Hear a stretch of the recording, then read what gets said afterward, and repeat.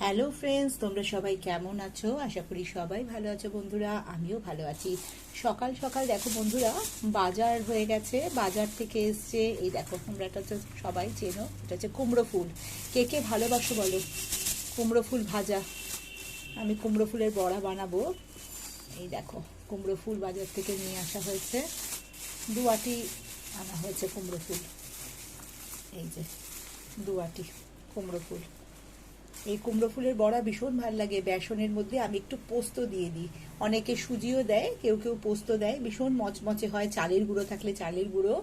আর যেমনভাবে ব্যাটারি চুবিয়ে বড়া করতে হয় ওইভাবে করা হয়। তোমরা তো সবাই জানো এইগুলো করার প্রসেসের ভেতরে একটা এই যে যেটা থাকে এইটাকে একটু ফেলে দিতে হয়। এই যে এই জিনিসটা, এই জিনিসটা, এই যে তোমরা তো সবাই জানো, আর এটা কিছু বলার আলাদা করে নেই। এর ভিতরে এই জিনিসটা, এটাকে ফেলে দিতে হয়।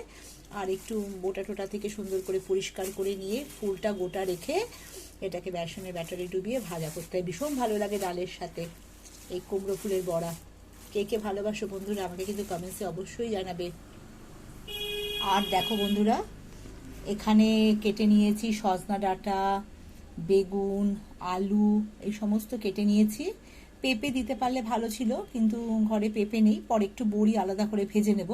আর যেটা করব সেটা হচ্ছে শুক্তো। এই যে নিম পাতা, অসম্ভব উপকারী জিনিস।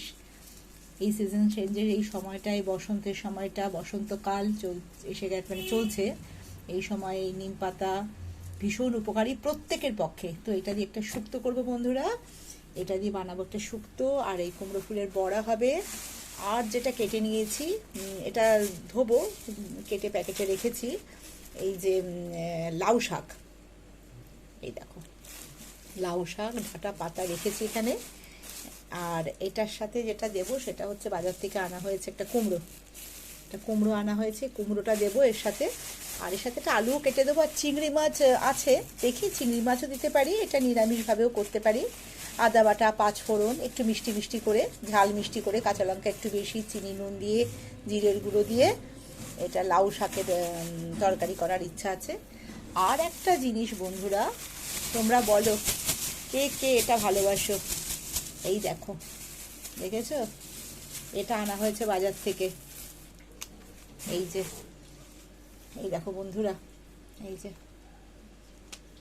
এটা কিন্তু ভীষণ মানে সুস্বাদু খেতে হয়। এই জিনিসটা বানাতে পারলে, সুন্দর করে যদি আমরা বানিয়ে থাকি, এটা নিরামিষভাবে বানানো যায়, আমিষভাবে চিংড়ি মাছ দিয়েও বানানো যায়। খুব ভালো লাগে এবং খুব সুস্বাদু খেতে হয়। এটা আমি বানিয়ে নিয়ে তোমাদের কাছে আমি অবশ্য কিভাবে বানালাম ভিডিওর মাধ্যমে নিয়ে আসবো বন্ধুরা। তোমরা দেখতে থাকো। আমি পরবর্তীকালে ভিডিওতে নিশ্চয়ই তোমাদের কাছে নিয়ে আসবো। এর পরের যে ভিডিওগুলো আসবে। এটা কিন্তু আমি খেতে ভীষণ ভালোবাসি। এটাও কিন্তু তোমরা জানাবে কে কে ভালোবাসো, কমেন্টসে কিন্তু অবশ্যই লিখে বন্ধুরা। ঠিক আছে, এই অবধি আজকে আমার বাজার তোমাদের কাছে আমি তুলে ধরলাম। এগুলো আমি বানাই, বানানোর পরে ফাইনাল লুক যা হলো অবশ্যই আমি ভিডিওর মাধ্যমে তোমাদের কাছে আনবো।